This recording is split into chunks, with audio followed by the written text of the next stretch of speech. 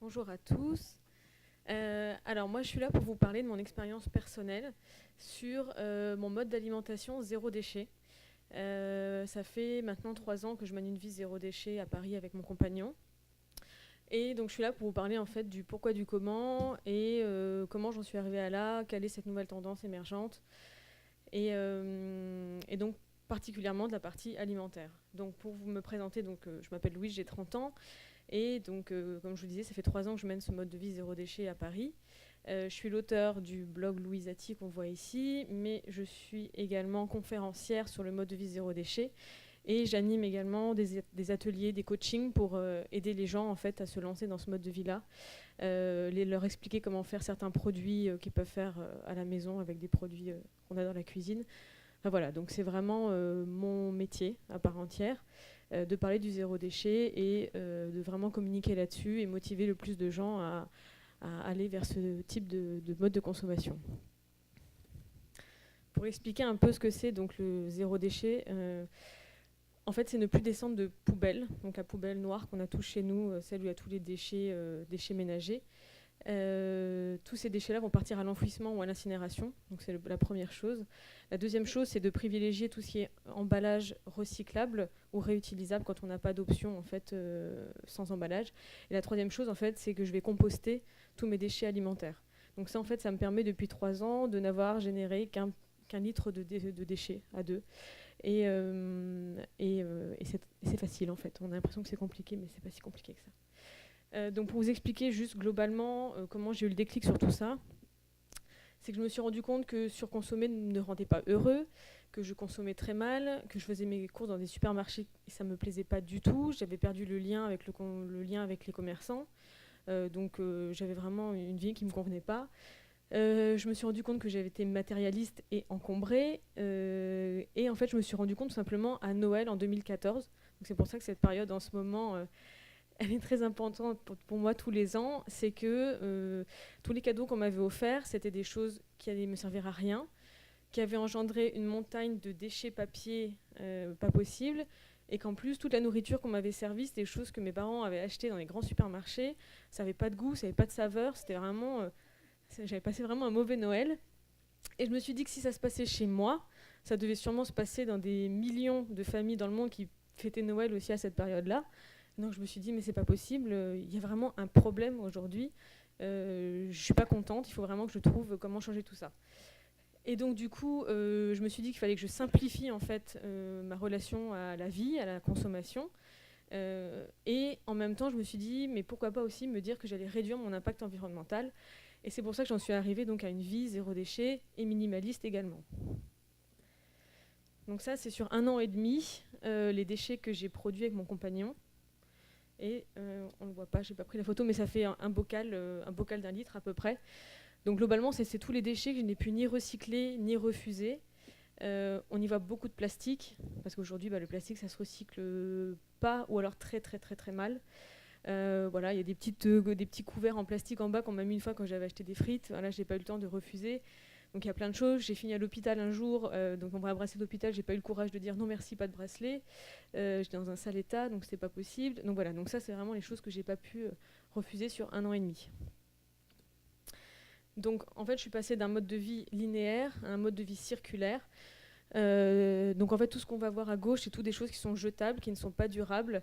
Que ce soit aussi bien dans la consommation alimentaire que la consommation de produits hygiéniques, voilà, au global c'est ça. Et aujourd'hui je suis passée sur un mode de vie circulaire, c'est-à-dire que tout ce que je consomme est réutilisable, tous les produits que j'utilise sont réutilisables et durables, et ma façon de m'alimenter également est dans une logique de circuits courts, de produits biologiques, et de toujours penser à long terme. Donc la première chose en termes d'alimentation zéro déchet, c'est tout simplement de consommer différemment. Donc on passe du fameux caddie de course qu'on connaît tous à un mode de consommation qui est complètement différent. C'est-à-dire qu'au lieu d'aller au supermarché et de remplir mon caddie avec plein d'emballages plastiques, Aujourd'hui, je fais mes courses avec, par exemple, pour remplacer les sacs plastiques, j'ai des sacs en tissu, tout simplement, que je peux réutiliser à foison depuis des années. La boîte d'œufs, tout simplement, je vais chez le producteur et je ramène ma boîte d'œufs que j'utilise depuis des années, il me la remplit avec des œufs. Tout ce qui est fromage, miel, etc., je peux les trouver dans certains magasins où je viens directement avec mes bocaux. Donc ça demande un petit peu d'organisation et de changement d'habitude, ça m'a pris quelques mois. Mais au final, aujourd'hui, c'est comme ça que je fonctionne. Donc on consomme vraiment différemment et ça ne ressemble plus du tout aux courses qu'on fait avant. On consomme aussi ailleurs en termes d'alimentation, c'est-à-dire que maintenant je ne vais plus du tout dans les grands supermarchés, et tant mieux. Je suis passée sur des commerces de proximité, parce qu'en plus en habitant à Paris, j'ai la chance d'avoir tout ça autour de chez moi et je passais devant tous les jours sans me rendre compte que tout était à proximité, mais moi j'aimais bien aller à 10 km au Leclerc, pour ne citer que. Et donc voilà, donc je suis passée sur des magasins en vrac. Il y en a de plus en plus en France et surtout, il y a des magasins spécialisés en vrac sans emballage. Il y a aussi dans les magasins bio, on peut trouver du vrac également. Je vais au marché, voilà, ça faisait des années que je n'avais pas été au marché. C'est aussi simple que ça. Le fromager, je vais chez le fromager. Quand je mangeais de la viande encore à l'époque, j'allais chez le boucher. Enfin voilà, j'ai vraiment repris contact avec tous les commerces de proximité. Et je me suis mis aussi à faire de la cueillette. Parce qu'en fait, au final, c'est vraiment hyper ludique, même avec des enfants, c'est vraiment un super moment. Et donc voilà, ça permet vraiment de consommer ailleurs et vraiment de remettre l'humain au cœur de la consommation. C'est également consommer mieux. Donc je fais attention à essayer de consommer le plus de produits biologiques. C'est pas toujours une réussite, mais voilà, j'essaie de faire au maximum. J'essaie de consommer français et local, ce qui permet également de réduire l'impact environnemental pour éviter tout ce qui est trajet en avion, etc. Faire venir un ananas du Sénégal, c'est pas très écologique. Je respecte la saisonnalité des fruits et légumes. J'ai également, aujourd'hui j'ai arrêté de manger des produits animaliers, mais à l'époque j'ai réduit énormément ma consommation de viande pour des raisons pareilles écologiques et bien-être animal, comme on parlait tout à l'heure. Et enfin, j'ai appris également à raccommoder tous mes restes alimentaires qu'avant je mettais à la poubelle. Pareil, dans une logique de zéro déchet et de protection de l'environnement et éviter le gâchis des ressources alimentaires, j'ai appris à cuisiner tout ça. Donc par exemple, on peut faire du pesto avec des fans de radis, on peut faire de la confiture avec des pots de carottes. Donc voilà, tout ça, ça existe et c'est vraiment super bon. C'est également contenir mieux. Donc comme je vous expliquais au début, c'est passer de tout ce qui est jetable et non durable à des utilisations durables. Donc tous les sacs en plastique, je suis passée sur des sacs tout simplement en tissu ou alors des sacs durables ou le fameux panier de courses qu'on connaît tous. Mes courses, je les fais grâce à des bocaux en verre ou des tupperwares par exemple pour aller chercher du beurre ou du fromage. Tous les sacs en tissu, ça me sert à aller acheter du riz, des pâtes, des fruits et légumes, ma baguette à la boulangerie. Donc voilà, donc je suis passée de que des trucs jetables à des trucs durables. Donc voilà, donc c'est bannir le jetable. Tout ce qui est bouteille d'eau, ça fait des années que j'en ai pu acheter. En fait, aujourd'hui, il y a tellement d'options pour s'alimenter d'une manière zéro déchet. Et c'est vraiment aussi simple. Comme j'ai ici, j'ai toujours ma gourde avec moi. Ça me permet de ne pas utiliser de bouteilles en plastique qui vont être très mal recyclées aujourd'hui. Et pareil pour tout ce qui est carafe d'eau à la maison. L'eau à Paris est très potable. Globalement, en France, elle est très potable malgré tout ce qu'on peut dire.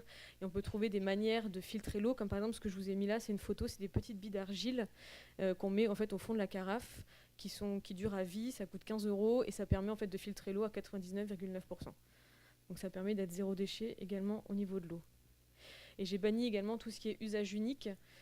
Donc tout ce qui est sachet, capsule Nespresso et tout ça, je suis passée tout simplement sur des choses qu'on utilisait, nos grands-parents utilisaient avant et qu'on peut réutiliser aujourd'hui. Donc les cafetières à piston, les cafetières italiennes ou tout simplement la boule à thé, quoi. Tout ça, c'est des choses qu'on connaît tous et qui sont dans une logique alimentaire zéro déchet. Et enfin, je me suis mis également à composter tous mes déchets alimentaires parce que composter ces déchets alimentaires, ça permet de réduire déjà de 50% la teneur de ce qu'on a dans la poubelle. Il faut savoir qu'un Français, c'est environ 350 kg de déchets par an, par Français. Il faut imaginer une famille de 4 personnes, ça commence à peser lourd. Donc déjà, surtout pour les personnes qui vivent souvent en province, qui ont un jardin, composter, c'est vraiment déjà une étape vraiment géniale. Et donc au niveau des bénéfices que j'ai remarqués sur ce mode de vie-là, Parce qu'on m'a beaucoup dit que c'était un mode de vie qui allait être difficile et que ça allait me coûter cher, etc. Alors que c'est tout à fait l'inverse.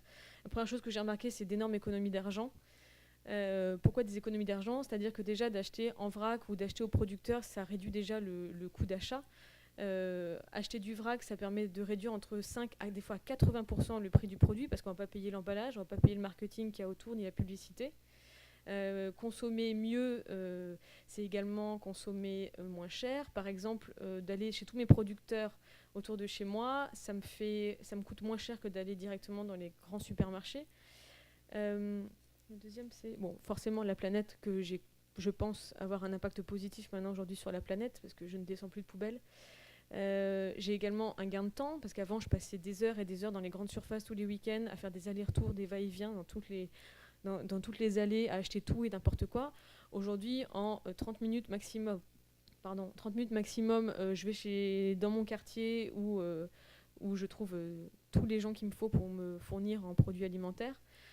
Donc c'est un vrai gain de temps. J'ai une vie beaucoup plus saine forcément parce que du coup j'ai arrêté d'acheter tout ce qui est produits tout faits, repas remplis en sel, remplis en produits vraiment pas très bons.